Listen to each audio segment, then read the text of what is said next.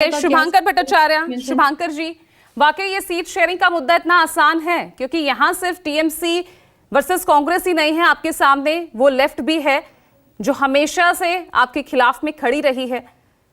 ये हालात हैं अभी, और सीट शेयरिंग इन 5 दिनों में क्या लग रहा है? देखिए, मैं राजीव रंजन जी की बात से सहमत हूँ। मैं थोड़ी सी बात ये जरूर कहूंगा कि हाँ, हम लोग कहीं ना कहीं लेट कर रहे हैं। मेरा व्यक्तिगत मानना है कि देर तो हो रही है।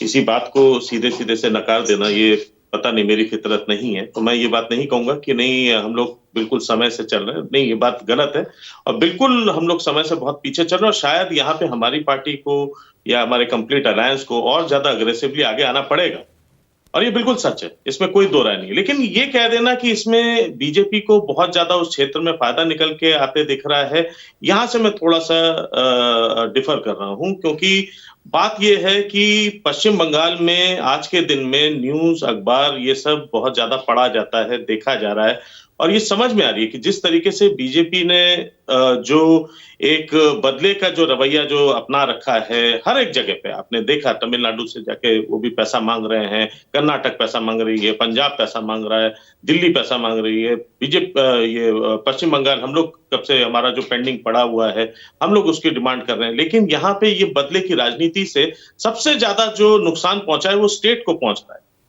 तो ये समझा देना कि एक तरफ हम यूपी को तो हम 3 गुना हम बजट दे देंगे, लेकिन हम पश्चिम बंगाल का जो मिलने वाला भी है उसको भी हम सालों साल रोके रहेंगे।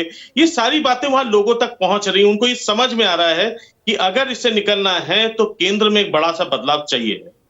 दूसरी बात, ये बार बार जो पोलराइजेशन की बात आती है, देखिए पोलराइजेशन से एक बात, वहां के लोगों ने अगर इसको एक्सेप्ट किया होता कि नहीं, वाकई हम लोग यहाँ पे जो है तुष्टीकरण की राजनीति में है, तो शायद हमारा पिछले विधानसभा इलेक्शन में उसका प्रभाव पड़ गया होता, जो कि सारे आंकड़े उस समय बीजेपी की तरफ दिखाई दे रहे थे। क्योंकि बहुत बड़ी टूट हमारी पार्टी में हुई थी, कई सेंधमारी जो है बहुत बड़ी आपके कम्युनिस्ट में हुई थी।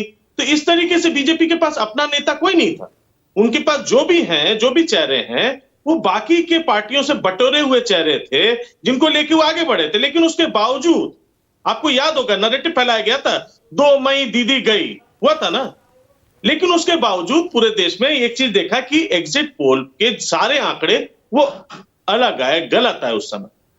तो इस समय भी ये चीज पहले से ये मान लेना कि अभी क्योंकि इंडिया अलायंस अपनी सीट शेयरिंग पर ये नहीं कर पा रही, इस वजह से पीछे चले, नहीं। वहां पे हमारे भी नेता कंटिन्यूअस, हम लोग जनता से, हम लोग डायरेक्टली हम लोग उनके टच में रहते हैं। हमारी ये जो प्रिपरेशन है, जैसे राजीव जी कह रहे थे, बहुत पहले से ये चीजें चल रही हैं। दीदी इस मामले में लेकिन शुभांकर जी इस बार अकेले मैदान में तो नहीं है ना, इसलिए तो सवाल लगातार ये किया जा रहा है। अब आप इंडिया अलायंस के तौर पर अब आप मैदान में उतरने वाले हैं, तो क्या सीट शेयरिंग का फॉर्मूला होगा? कैसे कांग्रेस, लेफ्ट, कैसे सीट शेयरिंग, क्या करने वाले हैं? कितनी सीटें देंगे कांग्रेस को, कितनी लेफ्ट को?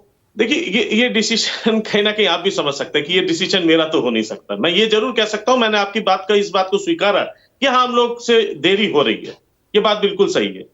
लेकिन ये कह देना कि इस समय सीट शेयरिंग का कैसा रूप रहेगा वहां पे, आपको पहले से पता है कि एक समय पे वहां पे हमारी 34 सीटें थी।